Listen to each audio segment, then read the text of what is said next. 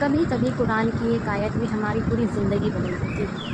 یہ کہانی ہے علیسا کی جو بنی آمینہ، ایک دل جو حق کی تلاش میں تھا اور پھر اللہ کی روشنی نے اسے پایا۔ علیسا واکر لندن کی ایک عیسائی لڑکی، زندگی کی ہر چکا چوند اس کے پاس تھی، پارٹی، دوست، آزادی، لیکن دل کا سکون نہیں تھا۔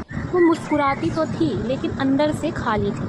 علیسا کو کتابیں پڑھنے کا بہت شوق تھا۔ ایک دن وہ یونیورسٹی میں لائبریری میں کتابیں پڑھ رہی تھی۔ اچانک سے اسے ایک کتاب ہاتھ میں، وہ کتاب تھی قرآن شریف جو انگلش انواد میں تھی۔ جیسے ہی اس نے پہلی بار یہ آیت پڑھی، سورہ الرعد رکوع نمبر 8، الذی، اس آیت کا معنی ہے اللہ کی یاد ہی دل کو سکون دیتی ہے۔ جیسے ہی علیسا نے یہ آیت پڑھی اس کا دل کانپ اٹھا۔ اس کے دل کو پہلی بار سکون کا احساس ہوا اور وہ رک نہ سکی۔ اب ہوا سوالوں کا سفر شروع۔ اب علیسا روز قرآن شریف پڑھنے لگی۔ دھیرے دھیرے وہ اسلام کے قریب آتی گئی۔ اس کے من میں بہت سارے سوال تھے، اللہ کون ہے، نماز کیوں ضروری ہے، اور عورتوں کو حجاب کیوں ضروری ہے۔ اس کے سوالوں کا جواب اسے قرآن شریف اور حدیث شریف سے ملا۔ اب وہ سمجھ چکی تھی کہ حجاب غلامی نہیں عزت، نماز بوجھ نہیں راحت ہے، اور اللہ سب سے بڑا سہارا۔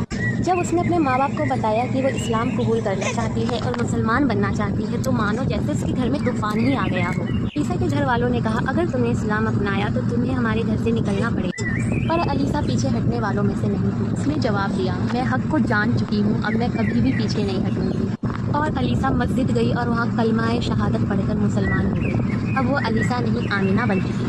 یہ تو تھی علیسا کی پرانی زندگی، لیکن اب اس کی نئی زندگی کی شروعات ہوئی۔ ساتھ ہی ساتھ اس کی زندگی میں مشکلات بھی بڑھ گئی۔ علیسا نے اب آمینہ بن چکی ہے، اس نے حجاب پہننا شروع کر دیا۔ اب اس کے دل کو سکون تو تھا لیکن اس کی زندگی میں چنوتیاں بھی بہت تھیں۔ اس کو گھر سے نکال دیا گیا، اس کے کالج کے دوست اسے تانے مارتے تھے، لیکن اللہ کے رحم و کرم سے اسے ایک مسلمان پریوار نے اپنا لیا اور وہاں رہ کے ہی اس نے اپنی اسلامک اسٹڈیز کو پورا کیا۔ اب آمینہ کی زندگی کا ایک ہی مقصد تھا، لوگوں تک اسلام پہنچانا۔ اس نے ایک یوٹیوب چینل جس کا نام تھا ٹروتھ سیکر۔ اس چینل کے دوارا آمینہ نے اسلام کی جانکاری ہزاروں لوگوں تک پہنچائی، جس کا بہت اچھا اثر آیا کہ نان مسلم لڑکیوں نے بھی اس کی بات سے سہمت ہو گئی، اسلام قبول کیا۔ آمینہ کا ماننا تھا کہ میں نے سب کچھ تو کھو دیا لیکن اللہ کو پا لیا۔ آمینہ کا ماننا تھا کہ اللہ کو ہی پانا سب سے بڑی دولت ہے۔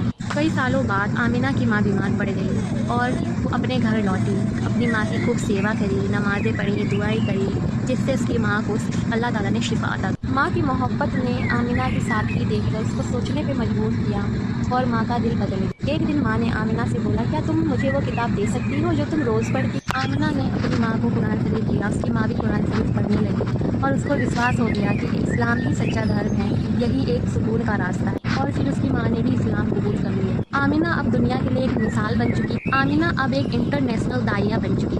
School, universities, conference